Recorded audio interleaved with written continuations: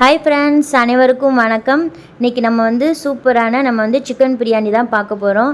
இது ஃபுல் அளவுகளோடு நம்ம பார்க்கலாம். செம்ம டேஸ்ட்டாக வந்துச்சு. நீங்களும் இதே மாதிரி ட்ரை பண்ணி பாருங்கள். 300 கிராம் அளவு வச்சு நான் இன்றைக்கி செஞ்சு காமிக்க போகிறேன். வாங்க அது எப்படி செய்யலான்னு பார்க்கலாம்.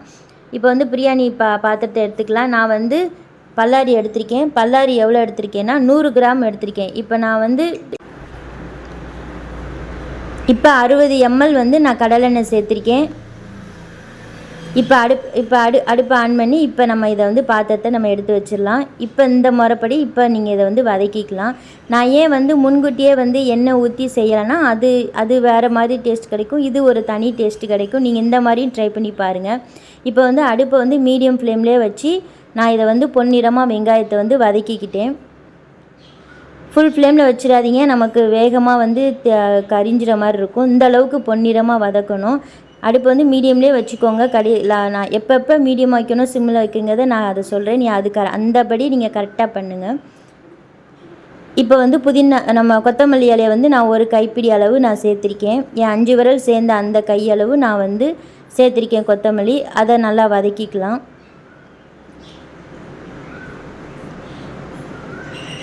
இப்போ இது நல்லா பாருங்கள், நல்லா சுருங்கி நல்லா வதங்கி வந்திருக்கு. இப்போ அதே கையளவில் நீங்கள் கூட நீங்கள் புதினா சேர்த்துக்கோங்க. அதுவும் நம்ம ஒரு கையளவு நம்ம சேர்த்துக்கலாம் புதினாவை. இதுவும் நல்லா சேர்ந்து நம்ம வதக்கிக்கலாம். பாருங்கள், நான் லோ ஃப்ளேம்லேயே தான் வச்சு நான் இதை நான் வதக்கிட்டே இருக்கேன்.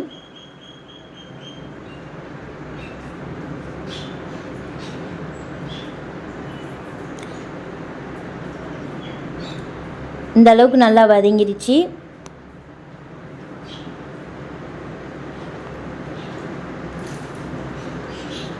பாருங்கள் எவ்வளோ சூப்பராக வதங்கிடுச்சு. நல்லா சுருங்கி நல்லா வதங்கியிருக்குது.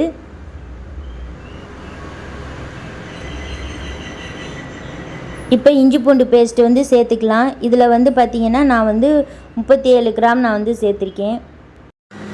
இஞ்சி பூண்டு சேர்த்துக்கலாம். முடிஞ்சளவு நீங்கள் 40 கிராம் கூட நீங்கள் சேர்த்துக்கோங்க. இதுதான் அளவு. இதுவும் சேர்த்து நல்லா வதக்கிக்கோங்க. இது ஓரளவுக்கு 1 நிமிஷம் நல்லா வதக்கிக்கோங்க. பச்சை வடை போகிற அளவுக்கு நல்லா வதக்கிக்கோங்க. இப்போ இந்த ஸ்டேஜில் நான் காஷ்மீர் மிளகாய் பொடி நான் சேர்த்துருக்கேன். நான் 2 ஸ்பூன் சேர்த்துருக்கேன். நான் ஏன் இந்த ஸ்டேஜில் சேர்த்துருக்கேன் அப்படின்னா, மிளகாய் பொடினா உங்களுக்கு காரம் அதிகமாக இருக்கும். இது காஷ்மீர் மிளகாய் பொடி நமக்கு காரம் கம்மியாக இருக்கும். இந்த எண்ணெயிலே வதக்கினோம்னா நமக்கு பிரியாணிக்கு கலர் சேர்க்கணும் தேவையில்லை. நமக்கு இந்த காரமே நமக்கு கரெக்டாக இருக்கும். அதை தான் இப்போ சேர்த்துருக்கேன். 2 ஸ்பூன் சேர்த்தா போதும். இப்போ தயிர் சேர்த்துருக்கேன். தயிர் நான் 50 ml சேர்த்துருக்கேன். நான் அடுப்பை நான் மீடியம்லேயே தான் நான் வச்சுருக்கேன். 50 ml சேர்த்து அதையும் நல்லா வதக்கிக்கோங்க. ஒரு சில பேர் பிரியாணிக்கு கலர்ஃபுல்லாக வேணும்னு நினைப்பாங்க. அதனால நீங்கள் கலர் சேர்க்கன்னு தேவையில்லை. இந்த மிளகாய் பொடியே நமக்கு கரெக்டான பக்குவத்தில் நமக்கு பிரியாணி நல்லா கலர்ஃபுல்லாக தான் இருக்கும். இப்போ தக்காளி சேர்த்துக்கலாம். தக்காளி நான் 100 கிராம் சேர்த்துருக்கேன். அதுவும் நல்லா வதங்கணும். இதுதான் நல்லா மெயினாக ஓரளவுக்கு நல்லா சுள்ள நமக்கு நல்லா வதங்கணும். தேவையான அளவு நான் உப்பு சேர்த்துருக்கேன்.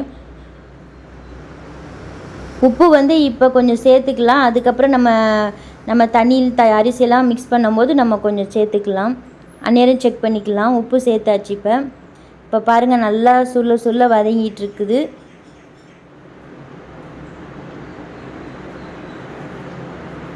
பாருங்கள் எவ்வளோ எண்ணெய் பிரிஞ்சு வரணும். நமக்கு அந்த எண்ணெய் பிரிஞ்சு வந்ததுக்கப்புறம் தான் நம்ம அடுத்த பொருளை சேர்க்கணும். இப்போ எண்ணெய் பிரிஞ்சு வந்துடுச்சு. நான் நல்லா இதை மூடி போட்டுலாம் நான் வேக வைக்கலை. நான் திறந்த மணிக்கே தான் நான் வேக வச்சுருக்கேன். நான் அடுப்பு ஆன் பண்ணும்போதே பாஸ்மதி ரைஸை நான் ஊற வச்சுட்டேன். ஊற வச்சு அது அரை மணி நேரத்துக்கு மேலே ஆகிருக்குனால நான் அதை வடித்து எடுத்துட்டேன்.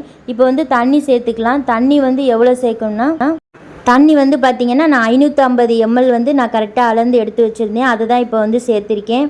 அரிசி பாஸ்மதி ரைஸ் நான் 300 கிராம் எடுத்திருக்கேன். அது அரை மணி நேரம் ஊற வச்சதுனால நான் அதை உடனே நான் அரை மணி நேரத்துக்குள்ளே நான் தனியாக நான் அதை வடித்து எடுத்துட்டேன்.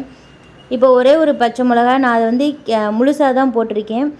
இப்போ பாருங்கள், 300 கிராம் நான் சிக்கன் எடுத்திருக்கேன். 3 லெக் பீஸும் 2-3 பீஸ் துண்டும் நான் இருக்குது. இதுதான் எனக்கு 300 கிராமாக எனக்கு கிடச்சிச்சு. இப்போ தண்ணி நல்லா கொதிக்கணும். அந்த நடுவில் அந்த பபிள்ஸ் வரணும். அந்த நல்ல தண்ணி ஓரளவு கொதித்ததுக்கப்புறம் நம்ம சிக்கனை சேர்க்கணும். இந்த சிக்கன் நம்ம வெந்துட்டு இருக்கும்போதே அந்த சிக்கன்லேருந்து நமக்கு தண்ணி வரும். அதனால தான் நான் இப்போ சொல்கிற இந்த அளவுலே நீங்கள் செய்யுங்க. சிக்கன் பிரியாணி நல்லா உதிரியாக நமக்கு நல்லா வெந்து வரும். நம்ம சிக்கன்லேயும் நல்லா வெந்து அதில் உள்ள அந்த சாரெல்லாம் நமக்கு அது ஜூஸியாக நமக்கு கிடைக்கும். இப்போ சிக்கன் போட்டாச்சு.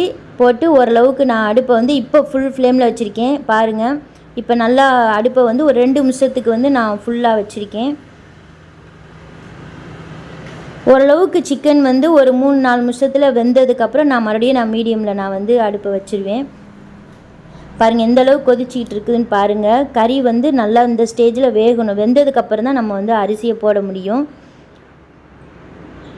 லைட்டாக கிளறி விடுங்க, திருப்பி விடுங்க கறி நல்லா வேகிறதுக்கு.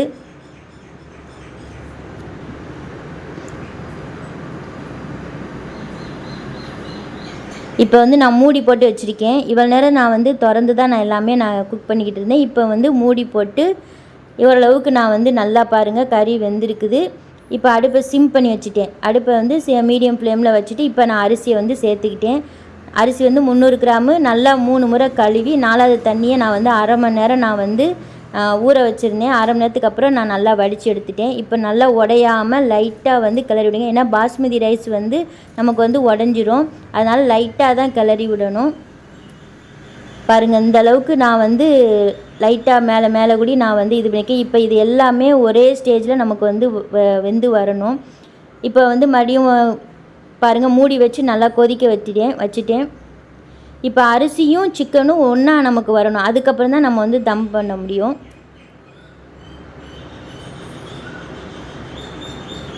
இப்போ எனக்கு உப்பு இந்த இடத்துல நான் செக் பண்ணி பார்த்தேன். எனக்கு உப்பு கம்மியாக இருந்துச்சு. நான் அதனால் இந்த இடத்துல நான் உப்பு செக் பண்ணி உப்பு போட்டேன். நான் உப்பு எப்படி பார்க்கணும்னா நமக்கு ஒரு நம்ம சாப்பிட்டு பார்க்கும்போது தூக்கலாக தெரியணும். அப்படின்னா நமக்கு ஈக்குவலாக நமக்கு வரும்னு அர்த்தம். இப்போது நான் இந்த நேரத்தில் நான் அரை எலுமிச்சம்பழத்தை நான் புழிஞ்சி எடுத்துக்கிட்டேன். 300 கிராம் சிக்கனோ இல்லை 500 கிராமுக்கு அரை கிலோ சிக்கனாக இருந்தாலும் நீங்கள் அரை எலுமிச்சம்பழம் புழிஞ்சிக்கலாம். இப்போ பாருங்கள் கறியும் நமக்கு சிக்கனும் சாதம் அரிசியும் ஒரே ஈக்குவல் லெவலில் வந்திருக்கு. இப்போ நம்ம இதை நம்ம அடுப்பை சிம் வச்சு நான் அடுப்பை லோ ஃப்ளேம்லேயே தான் வச்சுருக்கேன். நீங்கள் இனிமேல் அடுப்பை கூட்டிடாதீங்க. இப்போ அரிசியும் நமக்கு சிக்கனும் ஒரே லெவலில் வந்துடுச்சு பாருங்கள். இப்போ இந்த மேலே கூடி லைட்டாக இதை ஒன்று போல் கிளறி விட்டுக்கோங்க. இந்த அளவுக்கு கிளறி விட்டுக்கோங்க. இப்போ நம்ம பாருங்க நல்லா கொதிச்சிட்ருக்குது. இப்போ நம்ம மூடி போட்டு நம்ம 15 நிமிஷம் நம்ம தம் பண்ணிட்டு வச்சிடலாம். பாருங்கள் மூடி வச்சுட்டு நல்லா காற்று போகாத அளவுக்கு உள்ள நீங்கள் மூடி வச்சுக்கோங்க. இது சப்போஸ் இந்த மாதிரி மூடி வச்சுருக்கோங்க மேலே ஏதாவது ஹோல்ஸ் இருந்துச்சுன்னா அதையும் அடைச்சிருங்க. நான் இப்போ சிக்கன் 65க்கு நான் ஊற வச்சுருந்தேன். அதை தான் இப்போ பொரிச்சிட்ருக்கேன். இப்போ நான் அதை 15 நிமிஷம் லோ ஃப்ளேம்லேயே நான் 15 நிமிஷம் நான் காற்று போகாத அளவுக்கு நமக்கு தம் போட்டு வச்சுட்டேன். இப்போ சிக்கன் 65 நல்லா பொரித்து வச்சுருக்கேன். இதுவும் செம்ம சூப்பராக இருந்துச்சு, டேஸ்ட்டாக இருந்துச்சு, நல்லா சாஃப்டாகவும் இருந்துச்சு. மேலே நல்லா மொறுன்னு உள்ளே நல்லா சாஃப்டாகவும் இருந்துச்சு. நல்லா ஹார்டாக இல்லாமல் நல்லா சூப்பராக சாஃப்டாக இருந்துச்சு. என்னுடைய வீடியோ உங்களுக்கு 65 வீடியோ வேணும்னா சொல்லுங்கள். நான் அதையும் போடுறேன். கமெண்ட்ஸில் எனக்கு கமெண்ட் பண்ணுங்கள். கண்டிப்பாக நான் போடுறேன். பாருங்கள் 15 நிமிஷம் கழித்து ஓப்பன் பண்ணி பார்த்தாச்சு. நீங்கள் கூட 2 நிமிஷம் வைக்கனாலும் வச்சுக்கலாம். அதை பற்றி ஒன்றும் தப்பில்லை.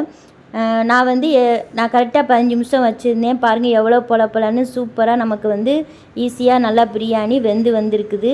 இப்போ அடியில் நான் தீஞ்சிருக்கான்னு பார்த்தேன். ஏன்னா அடியில் எதுவுமே தீயலை. பாருங்கள் எந்த அளவுக்கு இருக்குது. கறியும் நல்லா வந்துருந்துச்சு.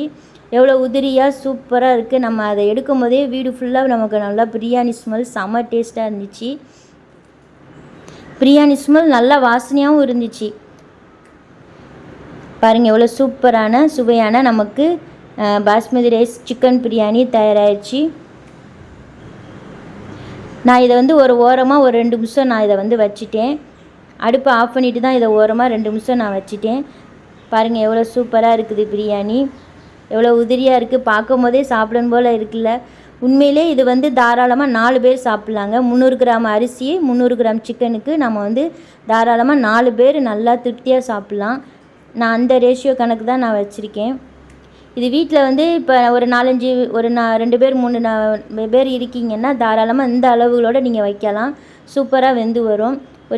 அன்றைக்கி பிரியாணி வச்சு ரைத்தா வச்சு நீங்கள் அதுக்கு வந்து சிக்கன் 65 வச்சு சாப்பிட்டிங்கன்னா செம சூப்பராக இருக்கும். நாங்கள் அன்றைக்கி அதான் சிக்கன் 65யும் பிரியாணி வச்சு சாப்பிட்ருந்தோம்.